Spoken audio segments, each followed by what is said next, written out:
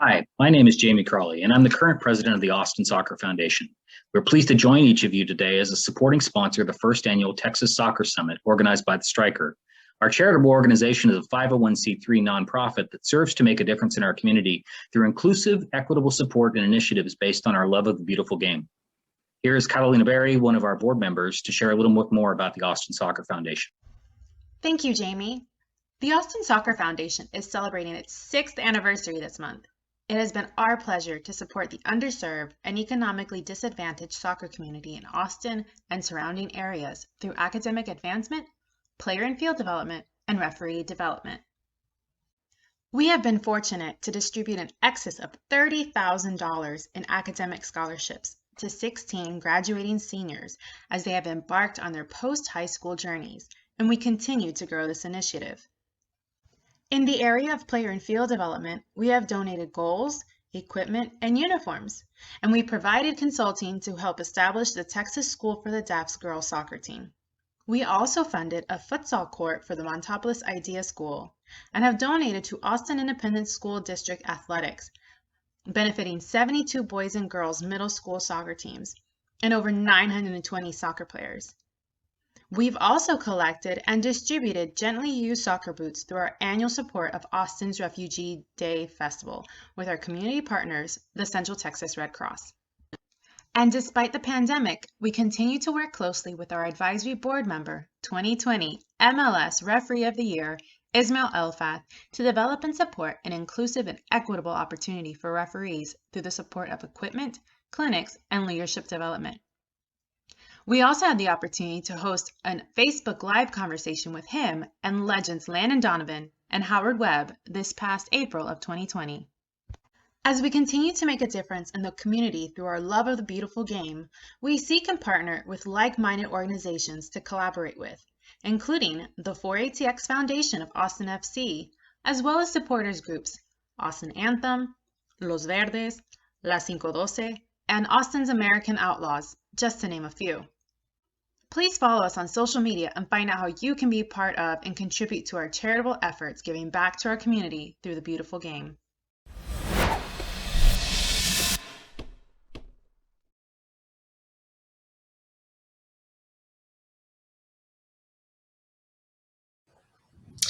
Hello and welcome to this day 3 of the 2021 Texas Soccer Summit organized by the Striker Texas. This hour is brought to you by the Austin Soccer Foundation, as you've heard the opening video there introducing themselves. And in this hour, we're going to have our Black Lives Matter panel. How can soccer support this movement of our social justice? Last year, we saw the soccer community raise its voice in protest of systematic racism and rampant injustice in the world, with organizations like Black Players for Change and the USL Black Players Alliance organizing. In this panel, members of those and other organizations will discuss the role of the beautiful game, how it can play a role in bringing equality to our society and making sure future players of color are seen as equals on and off the field of play. So today I'm going to introduce real quickly, before we get to know them, our panelists for this hour. First, from the USC Trojans and the Jamaican national team, Sade Adamolekun. She is the co-founder of the United Black Student Athlete Association at the University of Southern California. We also have USL midfielder Tyler David, who is the Director of Community Relations for the USL Black Players Alliance, which counts with more than 112 members across the USL Championship and USL League One. We also have Jamia Fields from the reigning NWSL Challenge Cup champions, Houston Dash. She is on the board of the Black Women's Player Collective. And we have Khiry Shelton of Sporting Kansas City, part of the MLS Black Players for Change, counts with over 170 members of the U.S. Soccer's first division, and obviously recognized as a humanitarian award recipient from the MLS Awards in 2020. So first, we'll start with Sade. Tell us a little bit about yourself. People can get to know you a little bit and your career, what has brought you to your current moment in your soccer career. Hi, my name's Sade Adamolekun. I grew up in Austin, Texas, playing for the Lonestar Soccer Academy. After that, I relocated to Jacksonville, Florida, and played a little bit for Armada FC and United Soccer Alliance.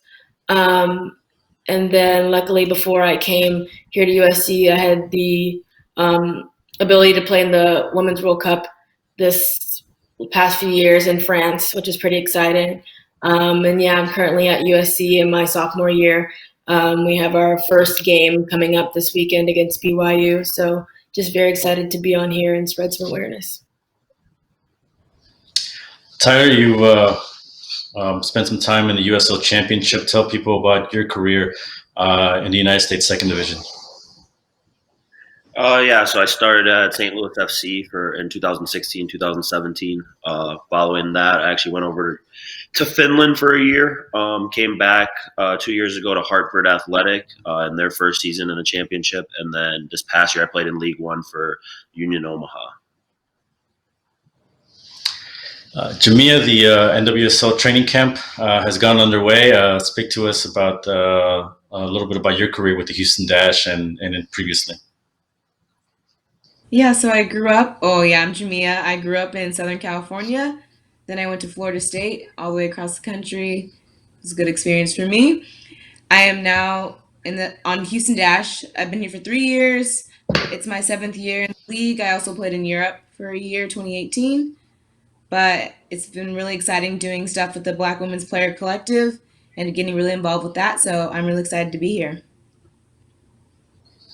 And then last but not least, Khiry Shelton of Sporting Kansas City. Tell us a little bit about your career.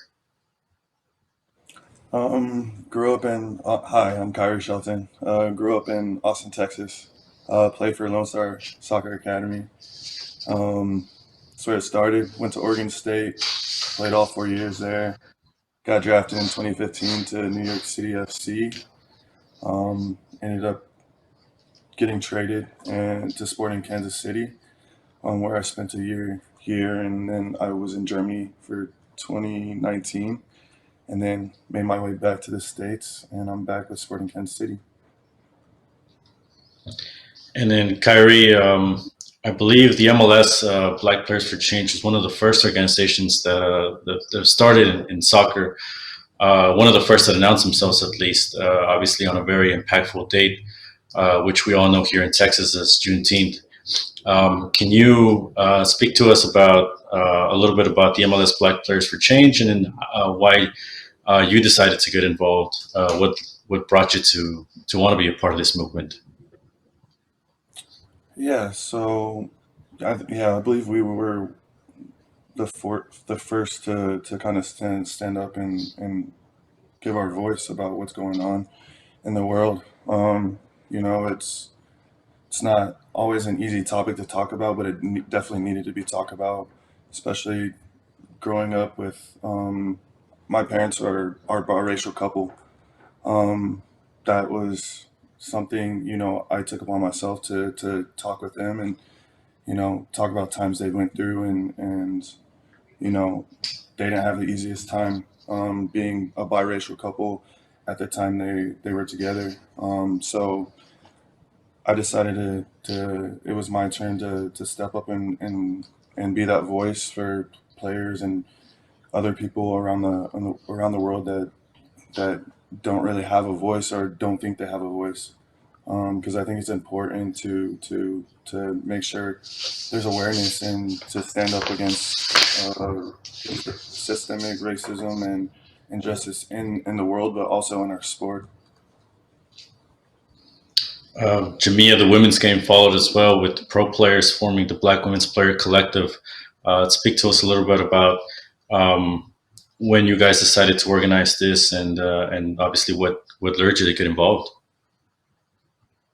Well, when the events kind of went down with George Floyd, and especially him being from Houston, I knew that I had to use my voice, use my platform, kind of like Khiry said, that couldn't no longer stay quiet. So, yeah, after that, I knew that I also wanted to not just say something on my social media, but get involved in an organization. And when a couple of the other girls in the league, we talked about starting something, and it happened, and I hopped on the board because I was like, I really want to be involved.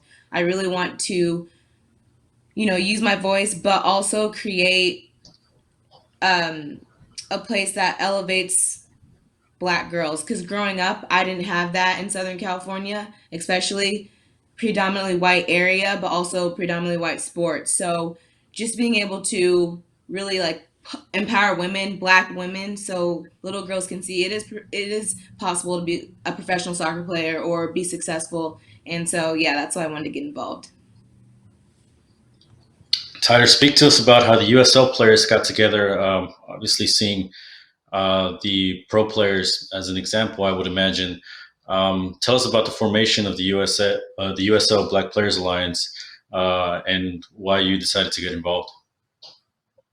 Yeah, so after the Black Players for Change formed in the MLS, I think USL has followed suit in a lot of ways at what the MLS does. So it just made sense with everything going on in the world for us to make an organization.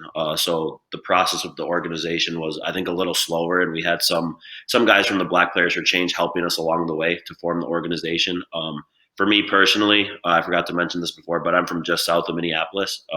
So I drive by the street that George Floyd was killed on every single week when I'm at home. And it's just something that's been a situation that I've been really passionate about for a long time. I lived in St. Louis when Michael Brown was killed, and all the protests and I guess you could say riots that happened down in St. Louis. Then Minneapolis, obviously I have really close ties to Minneapolis. And so I just felt it was time for me to step forward and take as big a role as possible on the USL Black Players Alliance to just help them make a difference. And Sade, I don't believe there is something, maybe NCAA wide. The college game is obviously a bit different. But as we mentioned, you were the co-founder of the United Black Student Athlete Association at USC. How did you form this association, and what was your calling to start the UBSA? Well, with the injustices that rise in late spring, summer of 2020, a few of the USC athletes, we kind of realized that we have a platform that most people don't have to share awareness. So about 10 or 11 of us decided to form this group here at USC, and luckily we have a wonderful athletic program who supported us along the way, allowed us to share our opinions, kind of didn't hold us back or deny us to share our views online and with our school. So we got this organization together. We've been working on ways to improve the athletic department in USC as a whole. And we've actually had other schools in the Pac-12 and on the East Coast who've reached out and wanted to create the same thing. So we've kind of been trying to expand it across the NCAA. Sorry. Already ready for the next level, I see. But it leads me into my next question, because I do want to ask each of you how your leagues, in your case, your conference has been receptive, your school as well, to this movement, and how maybe they've taken, or I don't know if it's forced them to take steps, towards social justice, because more so than maybe being the one of the topics of the moment in the United States. It is an important piece of society that maybe it's just we've reached the tipping point. But how receptive, if you can elaborate more on what you just said, has USC been, and like you said, the Pac-12? They've been. I feel like, my opinion, I feel like they've done really well considering. I know the Pac-12 for women's soccer is allowing us to kneel in the beginning for it's either a minute or a few seconds. Our team specifically, we've done really well. We've had the conversations with our coaches and just us as players. Obviously, everyone's entitled to their opinion.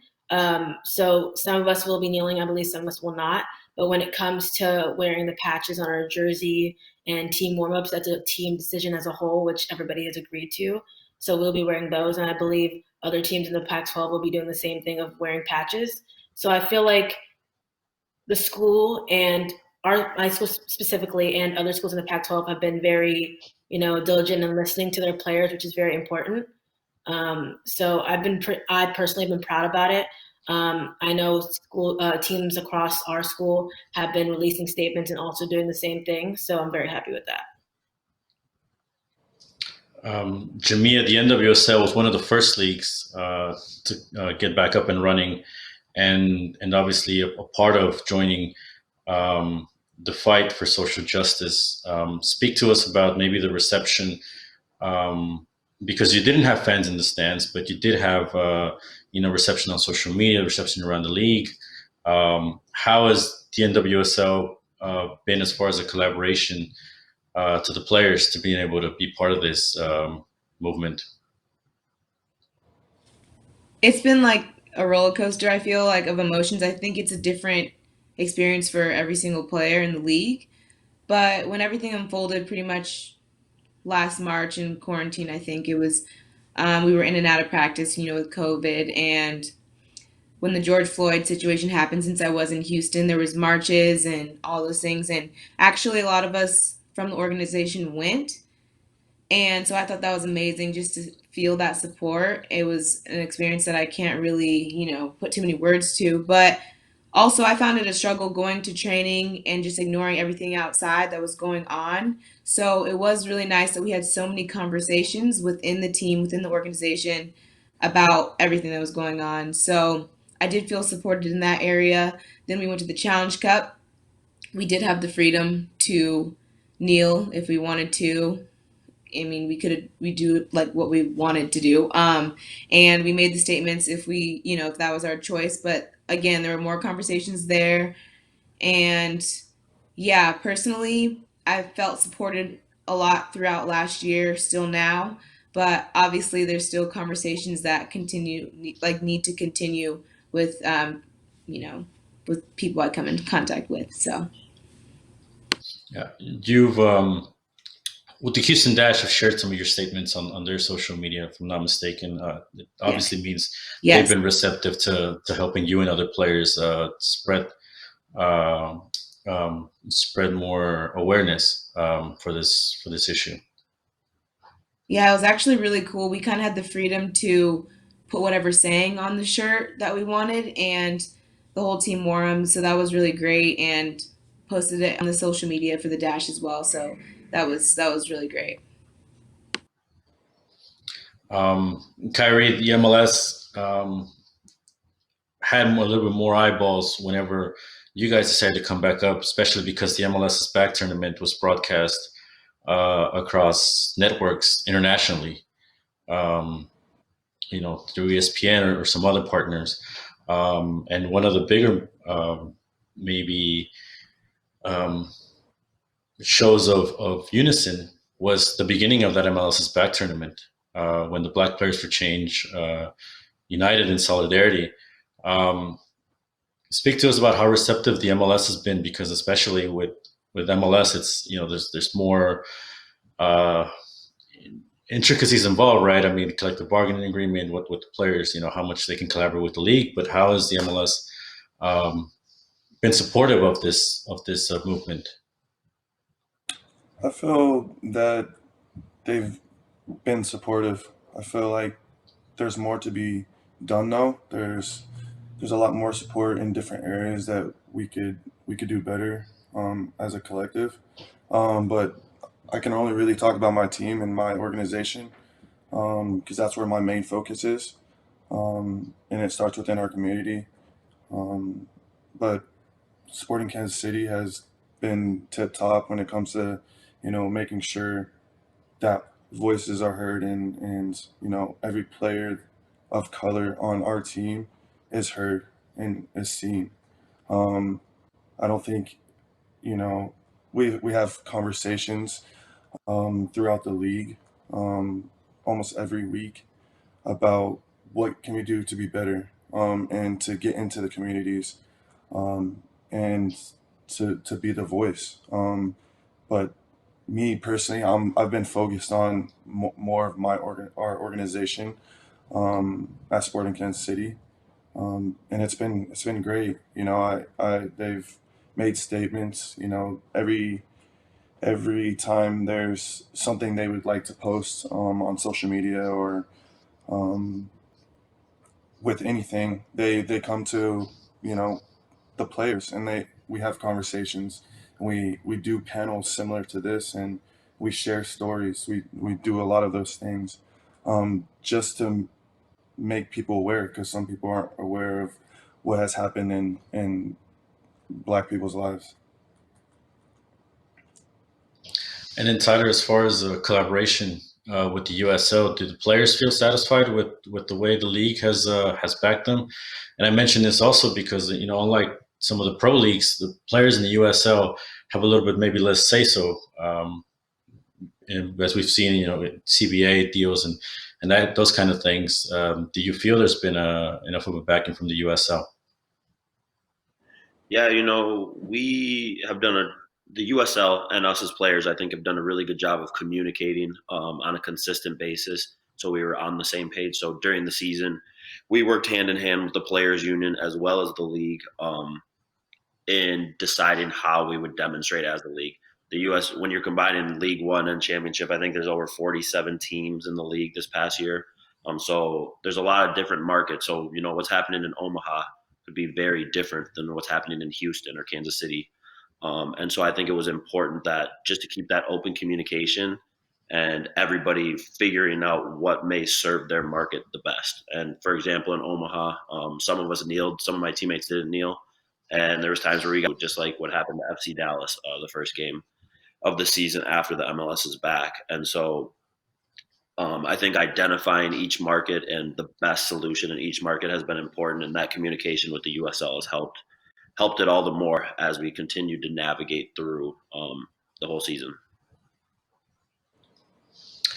And then for this next question, I think I can leave it maybe a little bit open-ended to whomever you want to answer it first. But have you started to see change? I mean, you don't have to mention names, but have you started to see it in teammates, maybe club executives or team executives? Have you started to see at least more of a conversation on this issue?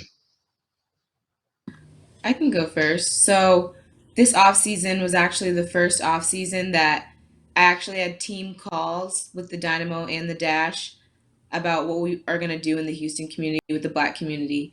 And so that was really just great to see that, okay, it wasn't just, okay, we're going to forget about that. It was last season, but we want to actually make change, make an impact, get in the community. So that was really encouraging.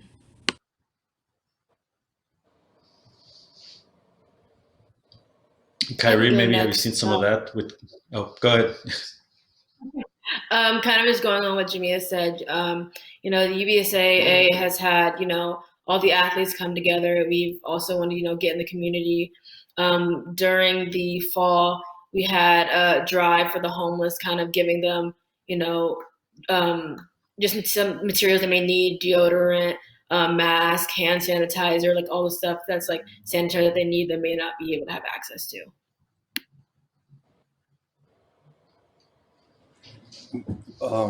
With Sporting Kansas City, we haven't been able to do much work outside of our house, so it's mainly been Zoom calls, but there's definitely most players have hopped on Zoom calls with children throughout most of the communities here, because you have the Kansas side and then you have the Missouri side, so we've been able to touch in both sides and talk with the children, and just a lot of children don't understand what has happened and the importance of speaking out about it. So we've been able to do that. But me personally, I've been able to not just do panels and stuff like that, but also touch and talk to other people outside of just Kansas City, which has been really amazing and really awesome to do because of the current situation.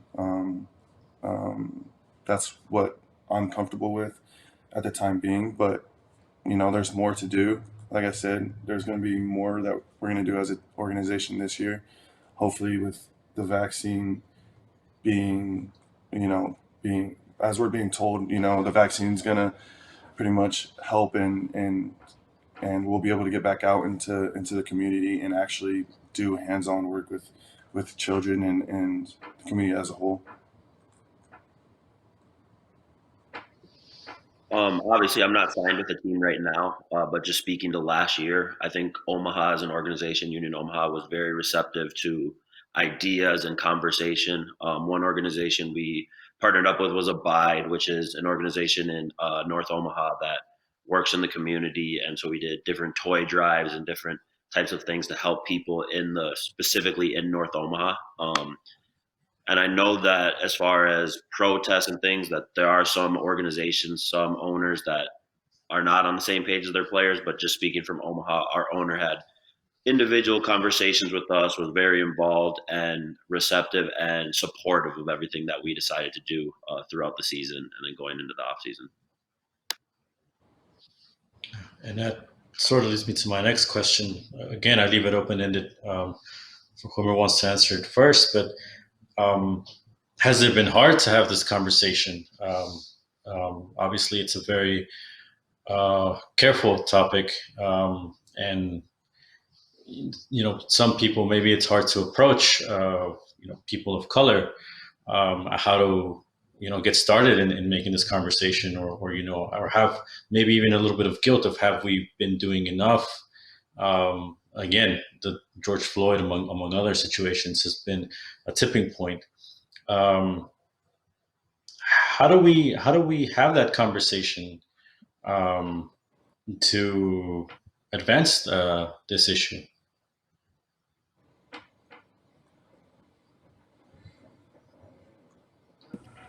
Or is it just simply having the conversation that's a big step? Yeah. So I think, I'm a big believer in that everybody's at a different spot and where their mentality is towards, everything that's going on, whether it be political, whether it be on the field, off the field. And so I don't think forcing a conversation is what we should do. I think we should play to the amount of comfortability that they have. And so, I think everybody on this panel is very outspoken, especially when it comes to this topic. And so, like, an example for me is, I do conversations on Instagram weekly, hour talks, just talking about race in America and everything that's been going on. So I try to be more receptive and, I guess, less judgmental and where a person is. And I just hope that we can have the conversation to continue to move forward, whether that conversation is 30 seconds or 30 minutes. I think it depends on each individual.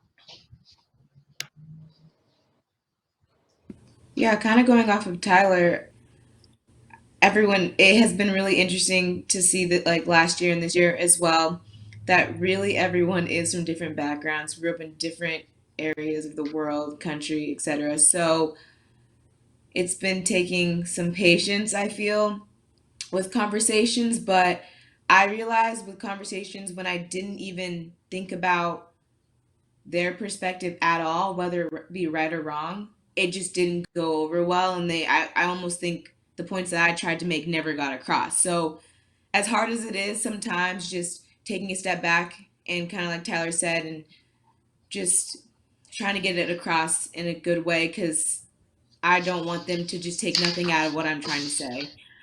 So it has been hard, and on the other side of the conversation, I hope that those people have empathy. It's been a big word for me because they will never be in our shoes. And so maybe a little empathy can help the conversation go smoothly. Yeah, I know for my team, we've had conversations with each other. They're mostly sometimes one-sided, I'll say, because we have like maybe 5 women who are like women of color. And so our teammates who are not are just more listening because they want to understand. So, and sometimes they're also afraid to ask questions because they don't want to say the wrong things, which tends to be an issue all around. But like we've had these conversations and like, luckily people are open-minded. So they wanted to learn and they wanted to understand. And so, which is really good. And I feel like but we have to be careful because say you have a friend who is a person of color, you don't want to keep asking them questions because sometimes that can have a lot of like mental issues on them and kind of just bring up their trauma, sometimes not good for them. So I feel like finding like calls like this, or I know Tyler says he does lives, like finding those to find ways to educate yourself alone is always good because it helps you and it helps those around you, which is a huge thing.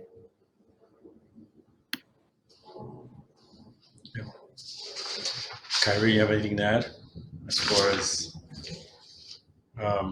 maybe having the conversation or maybe even struggling to have the conversation sometimes?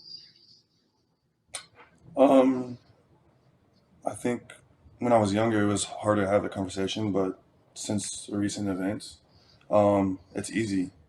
It's plain and simple. It's sharing a perspective that a lot of people don't understand and don't know when it comes to racism. Um, Sharing experiences and stuff like that. I've had multiple um, stories, and I've shared multiple. Um, I've shared stories with multiple people and just had conversations with friend groups, with people who I'm not friends with, friends outside of other friend groups, family, everything, and it's it's been it's been quite eye opening, to be honest.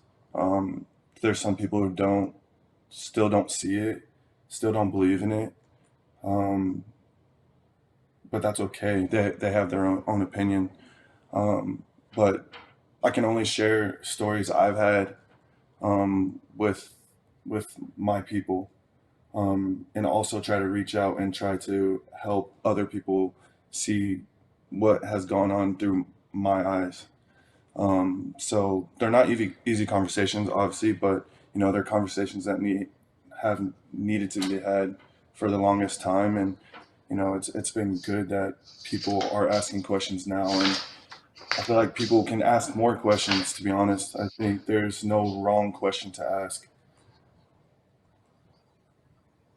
Um, I think if I asked each of you, maybe what are some of the first instances you've experienced racism, I think it's kind of easy to pinpoint some of them, maybe others not so much. We talk about having the conversation, but now maybe facing racism in each of our communities. Do you guys feel that um, this movement has helped to advance things? Like, did you experience less racism now, or in some cases is it frustrating because maybe it's still there?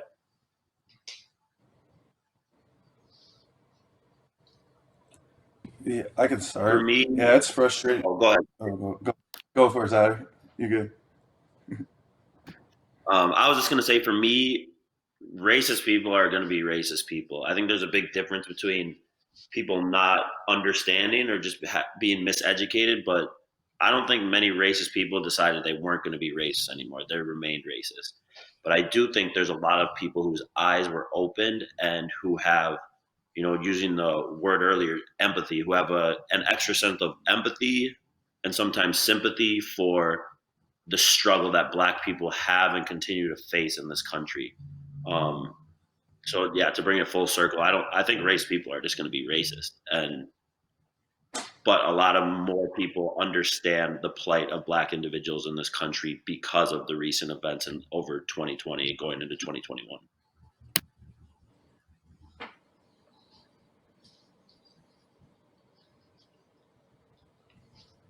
Khiry, you were going to I say think he nailed something it. before. Yeah, he nailed it. I mean, it's pretty much what I was gonna say. Yeah, I was gonna say Tyler. Um, That was perfect. So I have no words. um, each of you are in a bit of a tight spot because we saw this most recently. Upstate, an incident in FC Dallas, right after the MLS's back tournament, and it might have been just the one fan, it might have been an isolated incident, but at the end of the day, you guys are in a tough spot because you guys are professional athletes. And it's very hard to keep your cool in something like this. Have you thought about that? Have maybe your clubs gone through, or your leagues have they, there's been some kind of training or protocol of what to do in case let's say, fans, especially now as we start seeing more and more fans back into the stadium this year, of how to manage a situation if there's an incident of racism inside a stadium. That's interesting. Yeah, after that scenario with FC Dallas, I would say, most players on the Black Players for Change were furious. We were livid, because we play a sport that each of one of us love, and really have put in the effort to make sure we made it to where we are. And soccer is a very diverse sport, but in Texas, it was just unacceptable, really. And I think organizations need to do a better job of making sure something like that doesn't happen. Whether it's if you're not going to support what's going on, then don't come to the games, because it's simple. If you're not going to support what we're doing as a collective, then you're not supporting us, period. And that's what I took from that. And most of the players on for the Black Players for Change, we were heated about that. It's not right. It's not okay. We're not just soccer players. We're humans.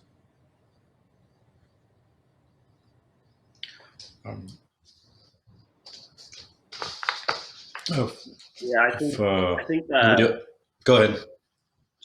I was going to add, I think that each situation is a little different.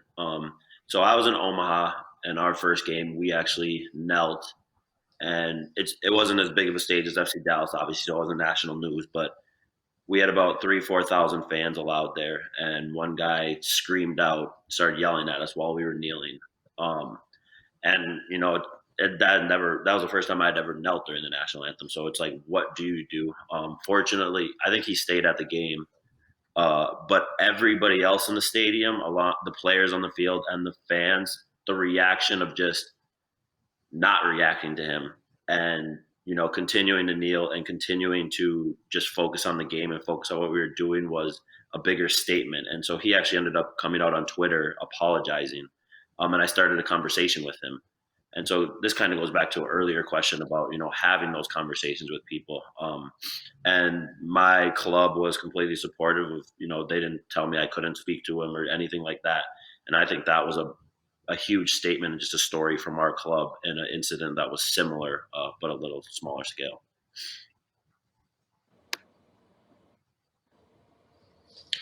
Yeah. To take this global a little bit, and I know the Women's World Cup occurred for some of these events last year. But Sade, did you, and I mention this especially because we've seen, all of us, FIFA has made the movement, right? The end racism. We see the banners at the World Cup, at the Women's World Cup.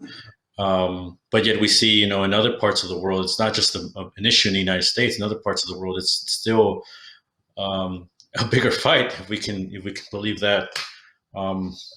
How did you feel from FIFA standpoint, from being at a FIFA event, maybe the support against racism and because we're talking about obviously the highest level of governing of the sport in the world?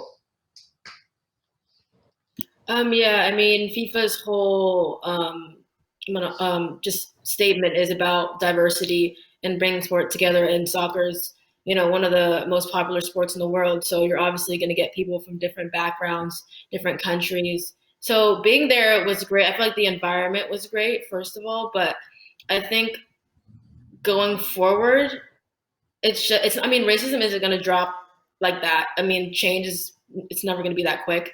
So I feel like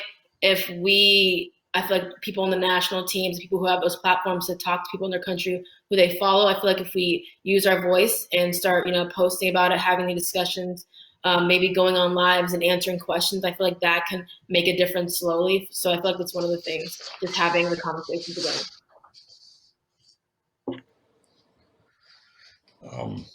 shifting a little bit away now from racism.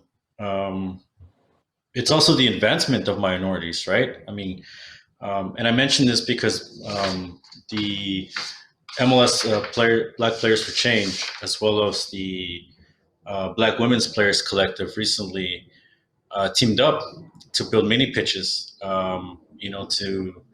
To have it be, an education also for the younger generation. Jamia, Khiry, and then obviously Tyler and Sade, if you got something similar to add, how much of this is about that as well, about the advancement of minorities and teachings for the next generation. It's been really exciting to see. Oh, you want to go first? Go okay. ahead. I'll be quick. No, I was just really exciting to see brands just really want to empower the Black voice right now, and I hope that doesn't change. And like the mini pitches building, I think it's 12 of them. Is it 12? Khiry, is it 12 of them? I think around the US. I think that's amazing in the Black communities. But for the Black Women's Players Collective, we've also been in talks with so many brands that just really want to work with us, and I think that's awesome because that they're putting their brand out there and be like, hey, we support them. So.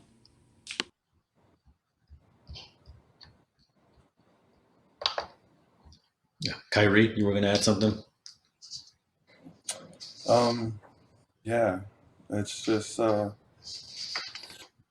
yeah, we've done work. We obviously want to do more and create more mini pitches in Black communities nationwide for the children and people to have opportunities to play our game and to have some fun, and enjoy our game, because our game is definitely the best game to I would say, out of any other sport. You learn a lot you learn life through playing soccer.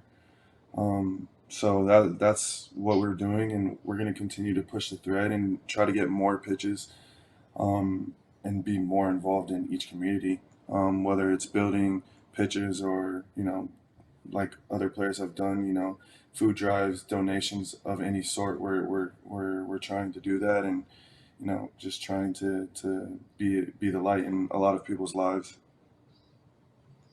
Yeah, and then you mentioned this earlier, Khiry, as far as how to have that conversation with kids, with the younger generation, because that's also a responsibility and part of this. I mean, all of you. I mean, maybe that's one of the wrong things in our society. But a lot of times for kids, professional athletes are the role models. You guys are the role models also in an issue like this. What is the advice or maybe something you would say to the younger generation, to kids? Khiry, I can start with you because I know you touched on that a little bit. It's kids are kids, and there's only a certain level of understanding they can possibly have, depending on the age group. But it's just a lot of the times it's to tell them to be themselves, and no matter the color of their skin, is to be themselves and go after exactly what they want to go after. Doesn't matter what it is, and we encourage them to ask questions, but also learn and listen to people of different cultures.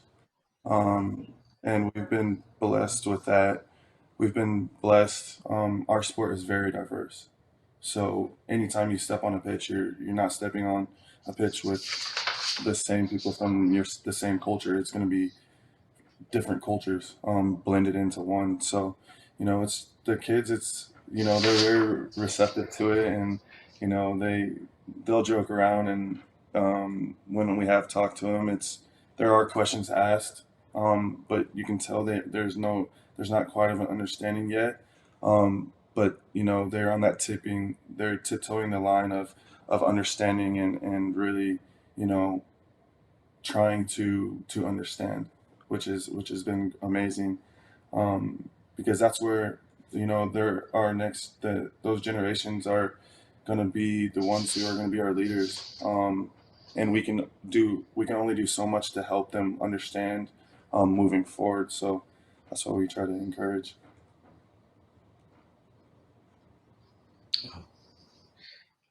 Also, when it goes to because this is not one of the only issues in our lives, so I do want to dive into this with some of you, Jamia and Sade, obviously as well. When women's rights, right, and equal pay is still an issue as well. How do you manage? How do you manage all of these issues at the same time? Because they're all really for the same, and going in the same direction. Is all for the advancement of the soccer player. Well, it is hard to balance the fight, because being a woman and Black, I heard someone say, or a stat, that just the Black woman is like the lowest of low in the eyes of this world. So that is very hard to hear. It is fight that I'm committed to, but that's why there's many organizations fighting for equal rights for women in general, but I can't do it all. So I am really committed to fighting for Black women specifically, and yeah, so it's going to be tough, but I do have hope for the future. I do have hope for the young girls, whether they're playing soccer, want to be a businesswoman, whatever. I do have hope for them that in the future it'll be better. Yeah, I mean, Jamia pretty much nailed it. And I feel like, especially for role models, I didn't have any Black female role models. And I feel like now we have a lot. I mean, Jamia is playing in the Houston Dash, doing her thing. And there's like Crystal Dudd doing her thing as well, coming the face of, the U.S. women's team. And I feel like if we continue to do that, there's going to be young Black girls who are confident in themselves and their skin, and who will continue to go forward, and hopefully gets passed down. Like, they can be who they want to be and be successful, so that the girls after them have someone to look up to as well.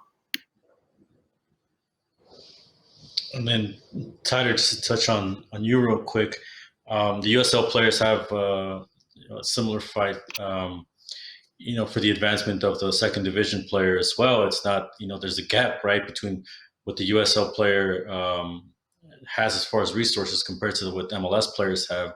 How do you balance that as well? Yeah, I think our players union does a good job of, communicating. I was actually a players union rep this year in Omaha. And so being a part of both those, the USL, BPA, and then the players union is a lot. But at the end of the day, I'm committed to and going to do my best to fight for not only myself, but the future generations to come, because what players in the women's game deserve to make, what players in the USL game deserve to make, is something that it's only going to get better if we continue to keep fighting. And so just communicating and doing our part right now is just really important to me. I want to move into social media as well. How do you use this as a tool? Because sometimes it's easier to have a conversation. Other times it can be frustrating, right? Because it can take a toll on your mental health as well. But in the end, it's one of the most easily available tools to help each of you in your efforts. How do you manage your efforts on social media? Sade, we can begin with you. Social media can definitely be a crazy aspect. At this point, I've kind of, on certain posts, just stopped looking at comments, because it just gets frustrating to see the closed-minded people commenting and just completely disregarding the post overall. So I've kind of just got to that point of not looking at comments. But for posting, I tend to repost on my story a lot, or a comment, just find any way to boost the feed. Just maybe get on someone's Explore page, or just spread it, awareness overall. I feel like athletes or professional athletes in general do it very well. Like I feel like I see one person post and all of a sudden it's on, 100 people's other posts. And I'm like, okay, this is good. At least we're using our platforms to spread awareness and helping it reach other people so that like we can all become more educated or more versed on a topic we're not very like well versed into. Tyler? Yeah, I mean, social media is such a great tool because we can reach, in some cases, thousands to millions of people in seconds. And so, like I said earlier, my Instagram videos that I've done have started a lot of great conversations with individuals and helped open the mind of a lot of individuals as well.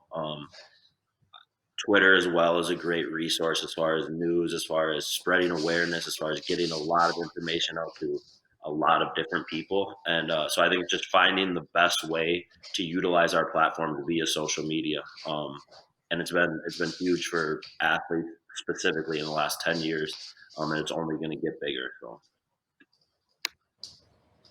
And then Jamia, you've been one of the most active on social media. You've obviously tried to use this for the better in most ways possible. Yeah, definitely. I don't really care how many followers I have, this and that. I just know people are watching, and I think my advice to just people out there, it just really doesn't matter how many followers you have. People are looking, people will reshare, and that just really inspired me to just use my platform to just boost this movement that we were doing. So it has been interesting, like Sade said, with the comments. I've had some comments that I've had to ignore, but honestly, I'm posting because people are closed-minded like that, and I want to get through to, the people around the world. So. And then Khiry, MLS players have, on many occasions, particularly with the collective bargaining agreement and issues like that, have been in unison with their posts.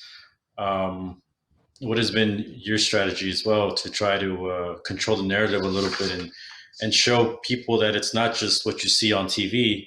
A lot of times it's there is progress to be made.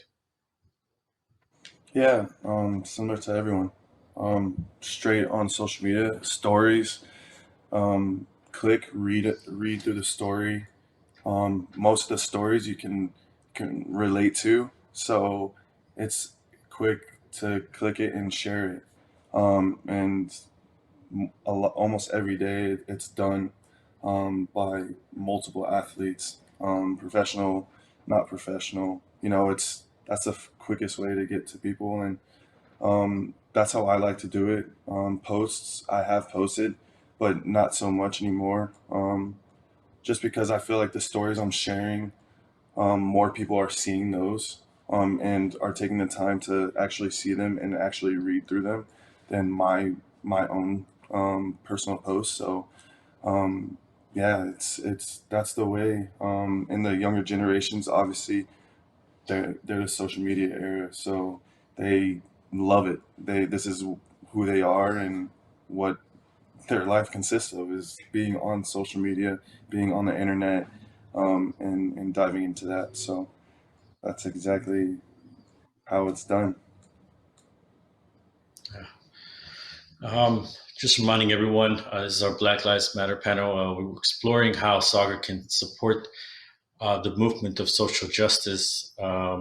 If you just tuned in and you maybe missed this conversation, it will be available to rewatch on the strikertexas.com. We, on behalf of the Striker Texas and our sponsor for this hour, the Austin Soccer Foundation, I'd like to thank personally each and every one of you for taking part as we wind this down.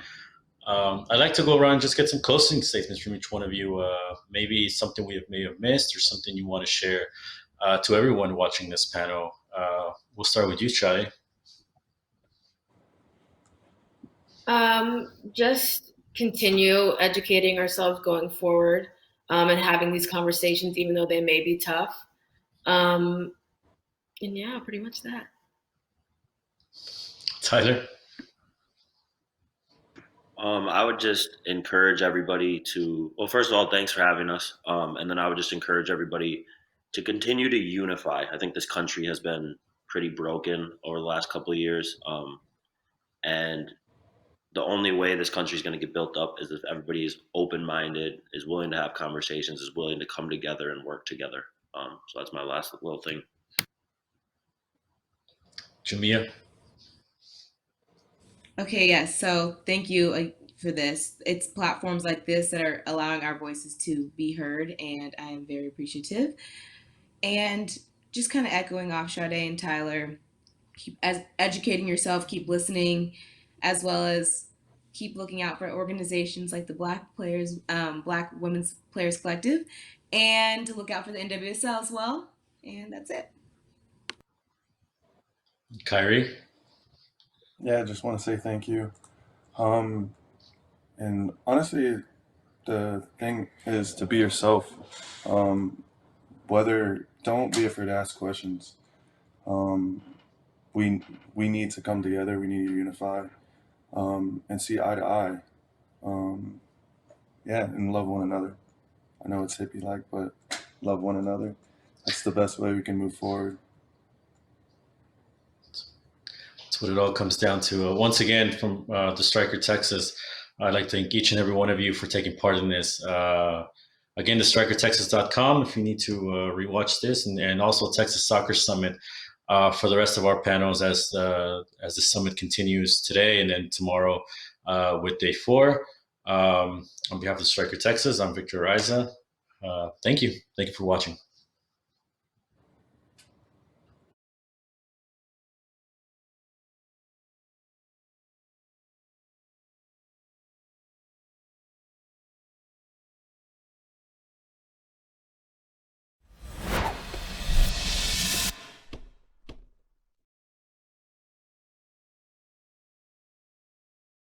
On behalf of the Austin Soccer Foundation, we hope you enjoyed today's presentation.